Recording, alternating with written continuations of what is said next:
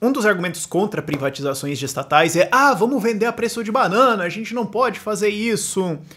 Mas a gente precisa refletir um pouco e perceber quais são as causas desse preço baixo, e a gente vai perceber que é justamente o fato de que elas são estatais e elas são empresas brasileiras.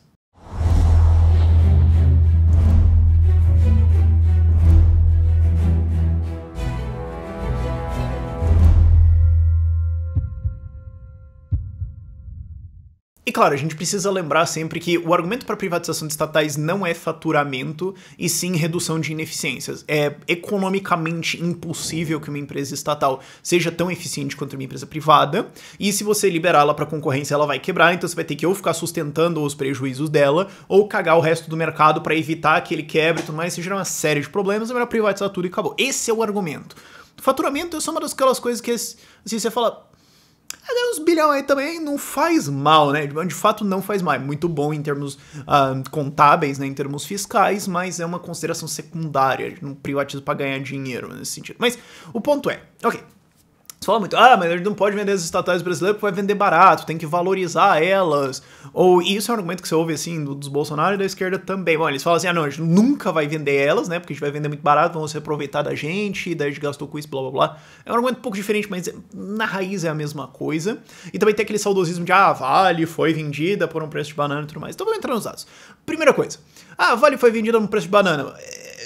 Pouca gente vai lembrar de quantos processos tinha no STF e em todas as outras esferas judiciais para tentar impedir ou reverter ou descagalhar de alguma forma a privatização da Vale. Então quem estava comprando tinha que basicamente levar isso em conta. Olha, eu tô comprando uma empresa, só que pode ser que daqui a algum mês bate algum juiz do STF lá e fala, não, só você decide que não. O juiz decide do STF que não nacionalize-se.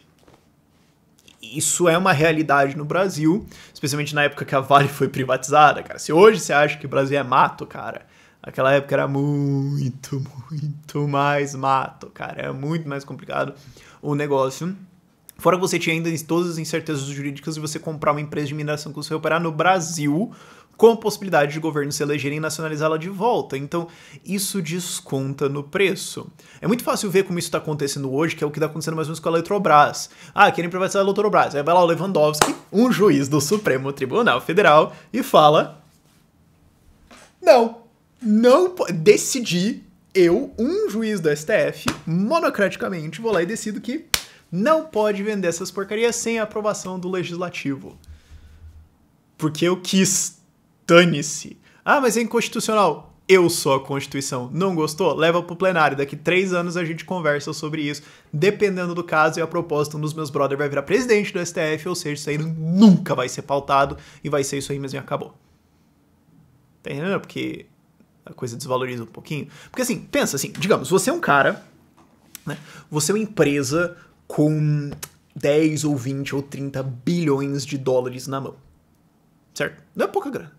Okay?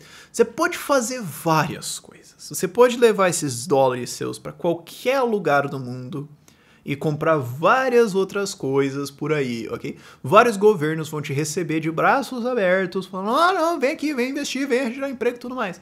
Por quê? Por que diabo daria alguma coisa na sua cabeça de você comprar uma estatal brasileira? Vão ter que descontar. Você fala, olha, é o seguinte... Eu quero comprar produção de energia, né? Eletrobras. Bom, mas eu posso comprar produção de energia na Alemanha, posso comprar produção de energia na Europa, na Nova Zelândia, na Austrália. Todos esses países precisam de energia. A China também. A China é meio zoeira, mas podemos ir lá. A gente pode ir nos Estados Unidos agora. Ok, tem vários países precisando de energia por aí. Por que eu ia colocar esses meus bilhões no Brasil, onde vocês podem eleger algum louco que vai me nacionalizar e, sei lá, prender todo mundo? Por que eu faria isso? Vocês vão ter que descontar o preço. Isso vai entrar no preço. E isso sem falar... Tá, claro, teve o Lewandowski, mas agora você tem um monte de juízes. Teve um Tribunal Regional do Trabalho lá do Rio de Janeiro que falou, para a privatização, né, o Tribunal Regional do Trabalho, porque a gente tem que ter um estudo para ver os impactos nos trabalhadores, tá bom? Aí outro vai lá e porque é a tecnicalidade da licitação. Pronto. Mano, você viu o que foi a guerra de solta não solta do Lula. Isso vai rodar em estatais, isso vai desvalorizar ela, não tem jeito. Bom, tem jeito, você pode fazer leis que acabam com essa porcaria. Bom, sim, você pode fazer. Agora, né, Vai demorar um pouquinho. Ok? Então, assim, não é que o capitalismo está se aproveitando do Brasil no mercado, não sei o quê. Mano, olha o que você está comprando, cara. Eu adoro fazer essa pergunta nos vídeos. Eu adoro e odeio ao mesmo tempo ter que fazer essa pergunta nos vídeos. Se você tivesse $1 milhão agora, na sua mão, você investiria isso no Brasil?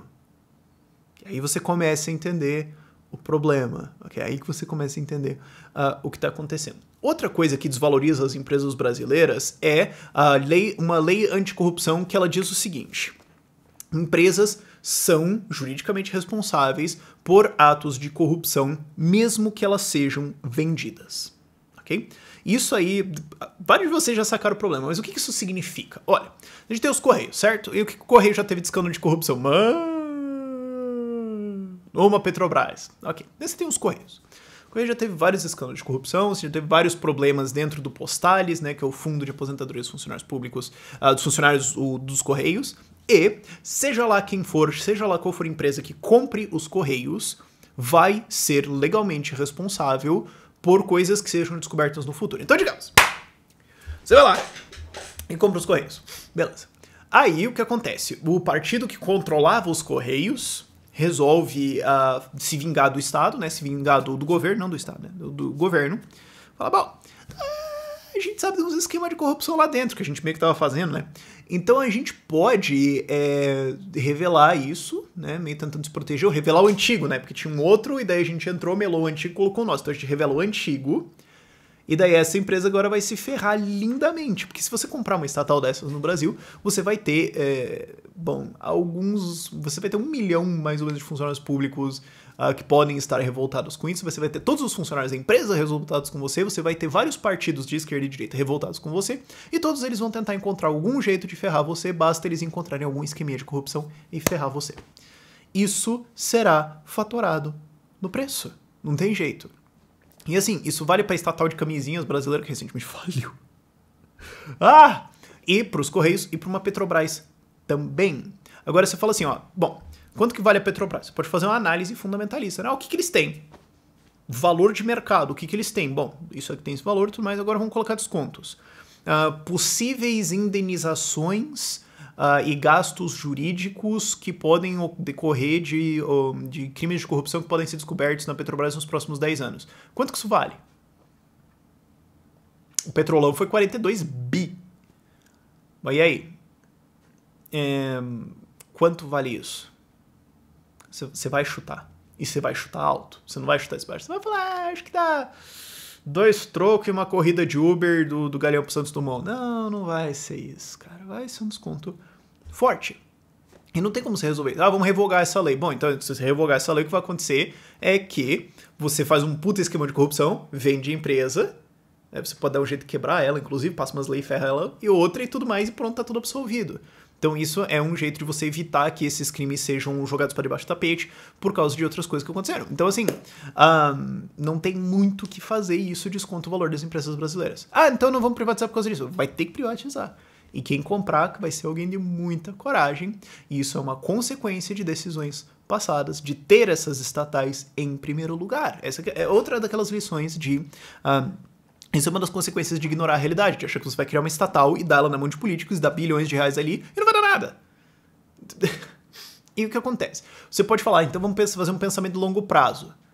Bom, legal, vamos tentar sanitizar as empresas, né? Vamos proibir apontamentos políticos dentro das empresas e os deputados federais já revogaram essa porcaria. Droga. Bom, tá bom. Você reduz o apontamento político, você reduz a matriz de risco, né? Vai ter corrupção, vai ter sim isso. Ok. Vamos então fazer medidas, né? O Temer mandou implantar isso. Vamos colocar auditoria, vamos colocar várias outras medidas de corregedoria dentro da empresa e tudo mais. Você fala, mas ainda assim... Pensando isso no longo prazo, você pode reduzir o tamanho do risco disso e acabar valorizando a empresa no longo prazo. Mas ainda assim tem os seus limites. Isso que é importante entender. Isso é uma valorização forte da empresa, sim. Isso é meio que inevitável, isso é a consequência de você ter estatais, isso é a consequência de você ter o Estado se metendo na economia. O que ele fizer não vai ter o mesmo valor. Você não pode pegar quer ver, você não pode pegar uma estatal e achar que ela vai ter o mesmo valor que uma empresa equivalente no setor privado. Um bom exemplo disso é ações da Copel e da Sanepar, que são as duas estatais aqui paranaenses. elas são ações extremamente descontadas. O PE delas é 6. Você fala, mas por quê? Bom, porque o lucro delas depende de o que o governador e os deputados estaduais acharem que o lucro dela deve ser. É complicado. Então, naturalmente, você não vai comprar isso. Ela já é descontada. Você fala, não, mas a avaliação do mercado dela é muito baixa. Se você vender por isso, é muito complicado. É muito baixo. Mas ainda assim você tem o risco de renacionalização, tem vários outros riscos, tem os riscos de corrupção prévia, e você também tem o risco de que, ainda assim, você tendo uma Copel ou uma Sanepar, uma empresa de utilidades como essa no Brasil, ainda existe o risco do executivo, seja o governador ou o presidente, ou até um prefeito, dependendo do caso, de uma licitação, etc., decidir que você não vai mais ter lucro, velho. Dane-se.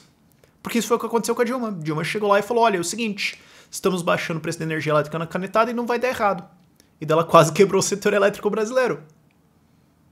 Isso vai fatorar no preço, isso vai descontar essa empresa. Uma empresa de utilidades, uma empresa num setor regulado, num setor pesadamente regulado como esses, vai ter um desconto, não tem jeito.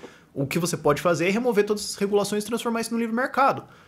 Só que isso é tão radical que até economistas ortodoxos, assim, que se dizem liberais, falam, não, mas a gente não pode ter um mercado em saneamento. Você está sendo louco. Tá bom, então vai continuar essa regulação, continuar todo esse peso em cima, toda essa possibilidade de risco de Estado, e a gente vai ter que vender isso por um preço baixo. Ou uma coisa, ou outra. Não dá pra você ter um bolo e comer o bolo. É um ou outro. Não tem jeito. Isso são as consequências das políticas, das leis, da estrutura regulatória que existe no Brasil e como isso deprecia empresas brasileiras. E quando você entende isso num setor maior, você entende por que o Brasil ainda é pobre. Lembre-se de se inscrever no canal, dar um like para aquele vídeo, compartilhar. Esses vídeos eu acho que é bom para compartilhar, para as pessoas entenderem por que isso acontece, né? Tem alguns vídeos que são mais técnicos, que não são bons para compartilhar, mas eu acho que esse é um deles. Por esse vídeo é isso. Tchau, tchau.